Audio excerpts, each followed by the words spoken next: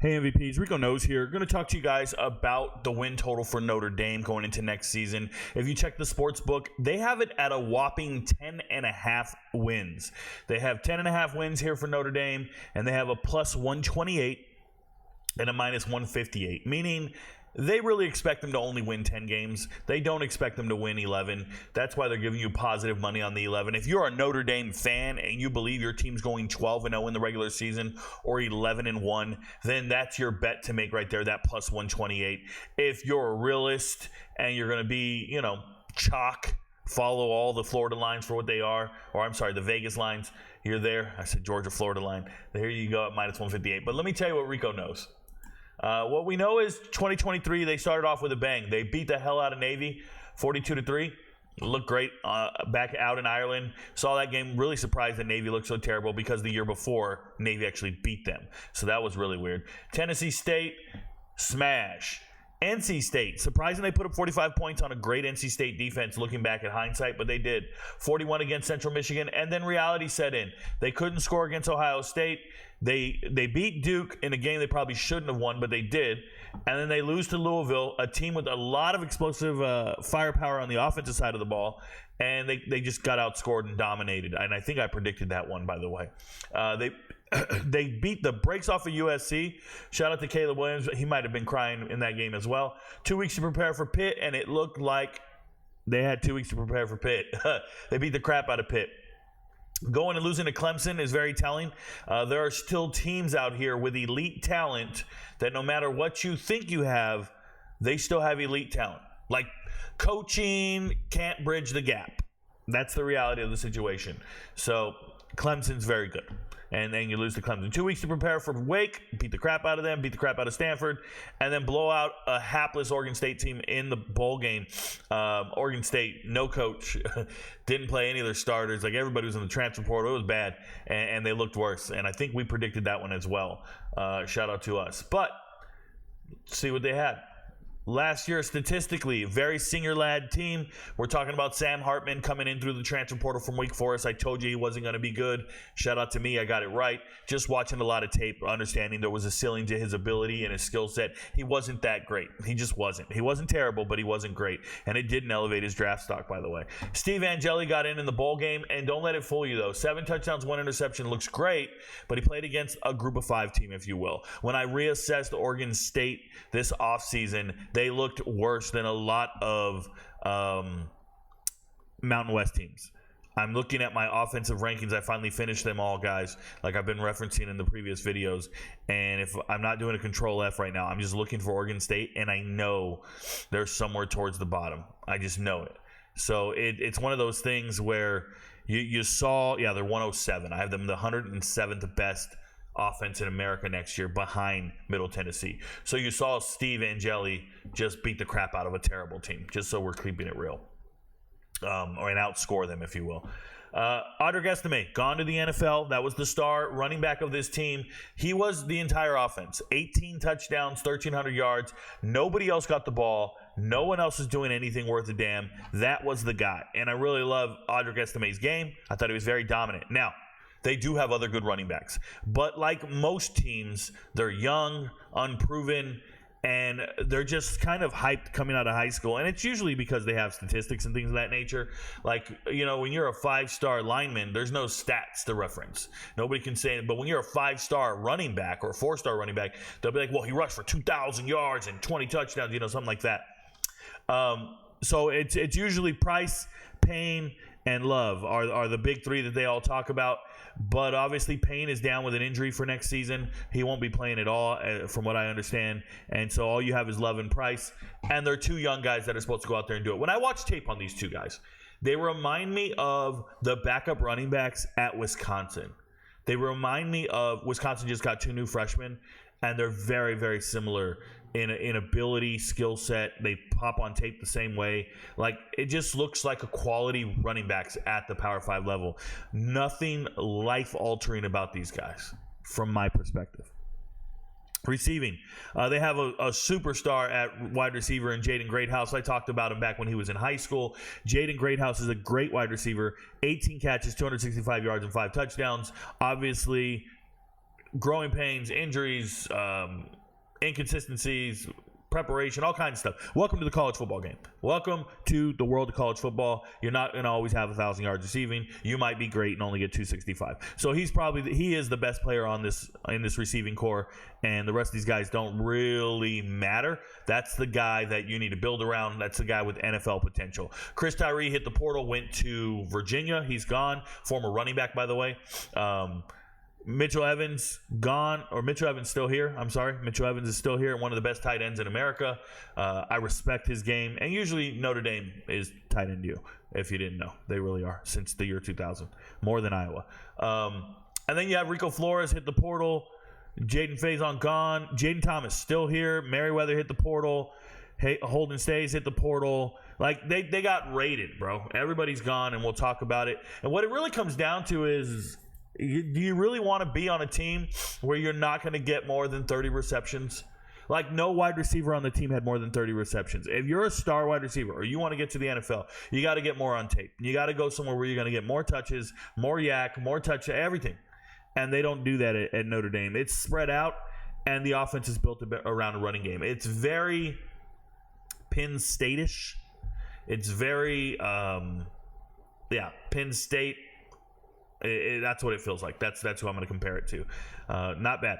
Defensively, J.D. Bertrand, gone. NFL. Howard Cross is back, and he's amazing. As a defensive lineman, when I watch tape, that dude makes every tackle you want him to make. He doesn't get a whole lot of sacks. I don't care. He's out there doing the damn thing. I love everything about him. Kaiser's back. Xavier Watts is back. And Watts is probably one of the top 10 safeties in America. 7 interceptions.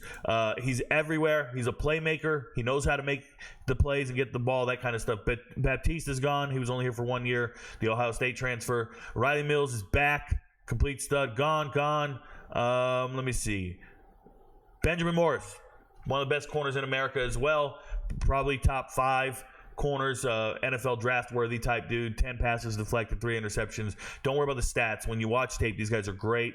There's some young talent down here. We'll talk about it when we get to the depth chart. So, how do I feel about this team? Well, let me tell you guys this. For a team that's expected to win, I don't know, they're expected to win 10 or 11 games. They have the worst offense of any 10 or 11 game winner out there.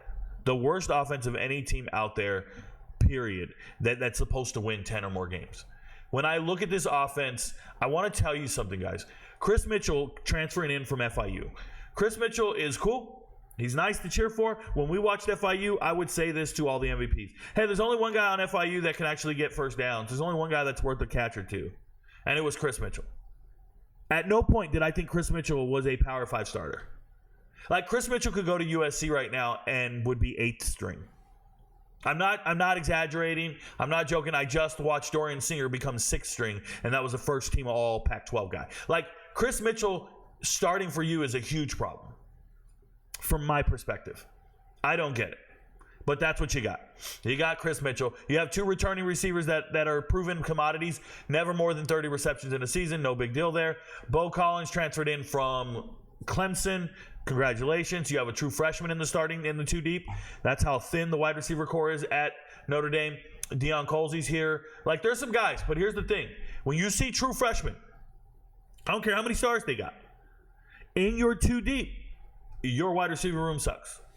Because you got raided by the transfer portal, they all left to the NFL, your wide receiver room sucks. I know you're going to go, well, what about Jeremiah Smith? Yeah, start pointing out the one-offs, bro. I'm telling you, this should not happen on the norm. I see 5-star wide receivers, 3rd and 4th string at numerous schools. Every now and then, you'll find one. Every now and then, you'll find a great one. And if that's the case, then this kid should be starting, right? If you believe in Michael Gilbert like that. And that's all cool. I'm just telling you, this wide receiver room, in the grand scheme of things, if I'm comparing them to the 10-win teams, the playoff caliber teams, this got to be one of the worst ones. I could go back and look. I'm pulling it up now. When I look at my top offenses in America, Georgia, wide receiver room dominates this, right? Oregon, Ole Miss, Texas, Miami, Missouri, Arizona, Ohio State, Alabama. I don't get till the 10th rated offense. West Virginia has an equivalent wide receiver room to this. They really do. It's crazy. It's probably a little better than West Virginia, but not by much. Not by much. And that's when I'm getting to the 10, 11, 12th ranked offenses. And by the way, like I said, I can pull up the chart here for you guys. Ranking offensive position groups. I'm starting on the defense today. But ranking offensive position groups, when I look at it, Notre Dame is way down here at 28. They're equivalent to Florida, Auburn, and Texas A&M. And I do these individual with no regard for conference, with no regard for anything. I do this based upon the talent of the players. Now, coaches can bridge the gap. If you have a better coach than your opposition, then more power to you. But for me, when I look at something like this, it doesn't move me, bro. You can't say this is an 11-win team down here with the 20. Now, their defense, their defense is a 102 rating, and we already know that 102 ratings probably get you somewhere in this range, in the top 10 range. I think Notre Dame's defense is great, but one of their staples has always been their offensive line. Not this year. Their offensive line doesn't impress me all that much. Offensive line got a 7 rating. Tight end got an 8. Quarterback got an 8, and we'll talk about it. But a 6 in the wide receiver room, a 6 in the running back room, just young, talented players that aren't really proven or known commodities. They're not 1,000-yard rushers returning, things of that nature. They're just not quite there. I think they're a year or two away. I think when Angeli's a senior or next year, and you've got Love, Price, and Payne all back, they're all juniors. Greathouse will be a junior. Like, that's when this team feels like they're a year away from being really good. A year away. And I know defensively you're like, but Rico, Xavier Watts will be gone. Benjamin Morris will be gone.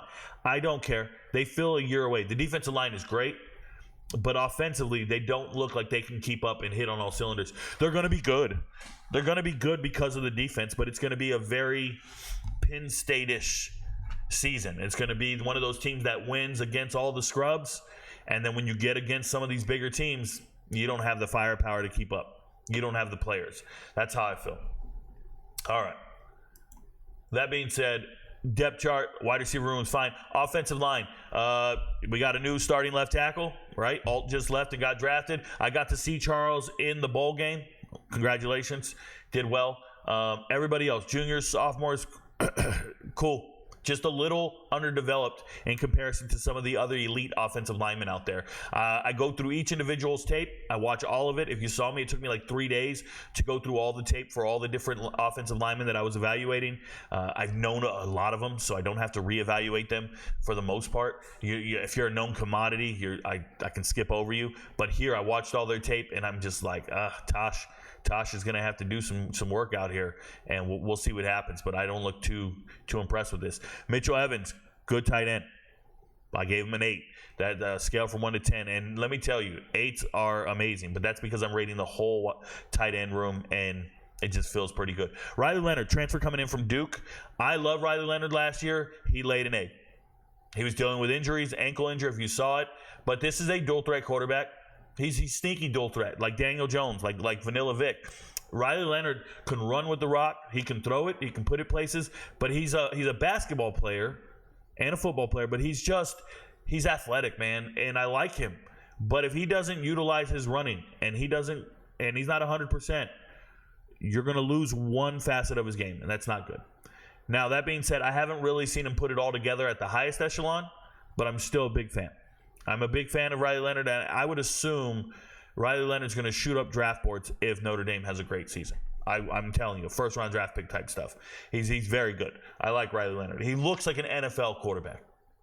It's the reality of the situation. Obviously, they have a good backup. Running back room is deep. Like Aeneas Williams, by the way, watching him on tape. I haven't really watched Kendrick Young's tape that much, but I see him third here, so we probably got to give him some more cycles. Price and Love are good. Price and Love are good running backs, just like everybody else. Everybody's got good running backs. Great defensive pickup on the defensive end side of there. That is R.J. Obin coming over from Duke. He's good for 5 sacks. He's been getting 4 or 5 sacks for the last 3 years now. Really like R.J. Obin. Cool dude. And remember, I was really high on Duke's defense. It was because of guys like R.J. Obin, Peebles, stuff like that. Cross and Mills in the middle. Studs, nothing to worry about there. They've been around for a long time.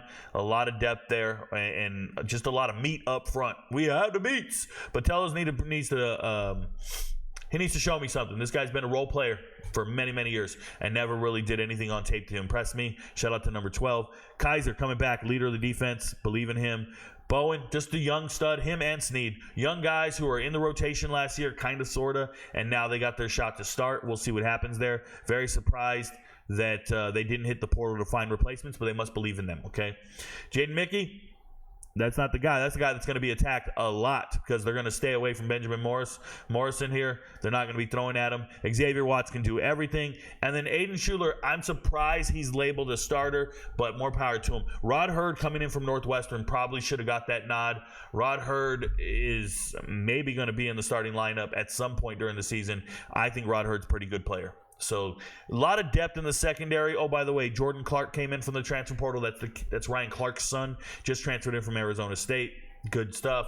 I'm cool with it. Seeing freshmen in the two deep is pretty impressive. But you see, all the other freshmen are just getting ready to come in. So how do I see them doing this season? Well, there's a method to the madness, and it's pretty simple. If we just look at all the wins, we know they're going to beat NIU, at Purdue, Miami of Ohio, Stanford, Navy, Virginia, Army. Those are all penciled in as wins. But the ones I can't just bona fidely pencil you in, at A&M, first game of the season, 12th man on the field. At Texas A&M is the first game of the season, right? Then they play Louisville, who they lost to last year. I'll talk about it. Then they play at Georgia Tech the following, or after Stanford, my bad. They play at Georgia Tech, Florida State after 2 weeks to prepare for Florida State, and then at USC. Okay. Those are 5 games that I'm really concerned with. We'll start with the A&M one. At A&M, Mike Elko already knows how to beat Duke. He does. How to beat Notre Dame. Being at Duke, they played them last year. They know what they're up against. I think Elko knows defense really well, and he has better players at A&M. Now, I mean this. If you go look at my chart, I ranked A&M's offense equivalent to Notre Dame's without knowing that they were playing each other.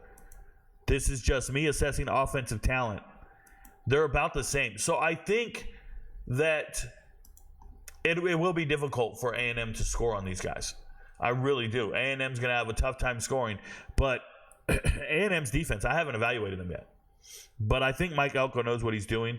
And I think it'll be good enough to really give Notre Dame fits. And being on the road is always problematic. First time for Riley Leonard with his offense. There's a lot of first-time starters on the offensive line. It just doesn't look like it's going to be a cakewalk by any means. I think that's going to be a very difficult game for them. And if they find a way to win that one, there's still 4 more that are concerning to me. Then we have the Louisville game. I don't think it's that hard. I think they're going to beat Louisville. I think Louisville takes a step back this year. I don't think Louisville's offense is nearly as good as it was last year. I don't like Tyler Shuck at quarterback. They have no running back room that I'm afraid of. Last year they had 2 NFL running backs. This year they have no NFL running backs. I think Louisville took a step back in the wide receiver room slightly. They lost 3 transfers, and they didn't really backfill it with the guys I expected. Yes, Colin Lacey's there. Yes, they have pieces that I believe in, but I don't think Louisville will be as good as they were last year. So I'm just letting you know I think Notre Dame wins that game. At Georgia Tech concerns me a lot. Georgia Tech has a great offense. Their offensive line returns everybody from last year. Their receivers return everybody from last year. Their quarterback is great. Haynes King can do this. I really like Georgia Tech's offense. I think it'll be a very daunting task for Notre Dame to stop Georgia Tech from scoring. On the flip side, Georgia Tech's secondary is trash, right? But their front 7 improved somewhat. I think that'll be a higher scoring game than people anticipate, and I'm curious to see what the over-under is on that game. But I like Georgia Tech at home, in the Mercedes-Benz Stadium. I like Georgia Tech to win that game from my perspective right now. Now, I'm saying that right now. Obviously, injuries can occur. Obviously, things can go right or wrong, and we can recalibrate and adjust. But if I'm looking at the schedule for what it is, A&M, Louisville, Georgia Tech, obviously Florida State, and then the last one is USC. I don't see Notre Dame scoring on Florida State. Florida State's defense is elite. They're great. And yes, their offense isn't great, but that's going to be a low-scoring game. I don't like Florida State's offense all that much. I don't like DJ Uiagalelei. I think he cracks under pressure, but once again, it's just going to be a stalemate and not going to look good. And then USC has the athletes to actually score, keep up. And they got blown out last year. We'll see what happens this year. I think USC's defense is much more improved. And I think Notre Dame's offense isn't nearly as explosive as it was. It's not as dominant as it was. It's not as reliable as it was at the running back position group. But what it really comes down to is all those games I just talked about. At USC, Florida State, at Georgia Tech, Louisville, and at Texas A&M. There's 5 games there. And I have Notre Dame losing 2 of those 5. They're going to win 3 of them. If they lose 2, and I look, I think they're losing to Florida State. So at that point, you have 4 other games, and I think they only have to lose 1 for this under to hit. I'm gonna go ahead and take that bet. If they lose opening week, we're in the clear completely. If they lose to, they're gonna beat. If they win opening week, I think they're gonna beat Louisville. No sweat. I'm not worried about it. If they beat Georgia Tech, that's fine. Then USC needs to come through. But I just don't see it, man. I'm on the under here. I'm on the under, and I believe it completely. I think Notre Dame loses 2 games. They don't have the offense to make me think that is a 11-win team. So let me pull this up. Here's the chart. There's just more mature teams out there, more seasoned teams, if you will. I have Notre Dame on a lock. I apologize. I have Notre Dame on a lock under 10.5 wins. I have them at 10 wins on the season is what I have them at, and that's 1 unit. I believe even with 10 wins, Notre Dame's a playoff team, so I believe they'll be in the playoffs. If you want to go make that futures bet, you can. They're more than likely going to make the playoffs, barring injury, right? So there's if we go in here, and that's for another video, but you can do college football playoffs, and if you look at the teams to make the playoffs, you can start parlaying things, and the teams I think that'll make the playoffs, where is Notre Dame? They're here at minus 170. So it feels like they're going to make the playoffs along with Georgia and Ohio State. You can parlay those 3 and you get plus 113 money and make that bet, right? That feels really good. I like those 3 for sure. So that feels like a solid bet to make for the playoffs.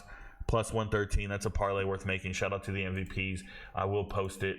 But it feels like Notre Dame's going to win some games. Their defense is great.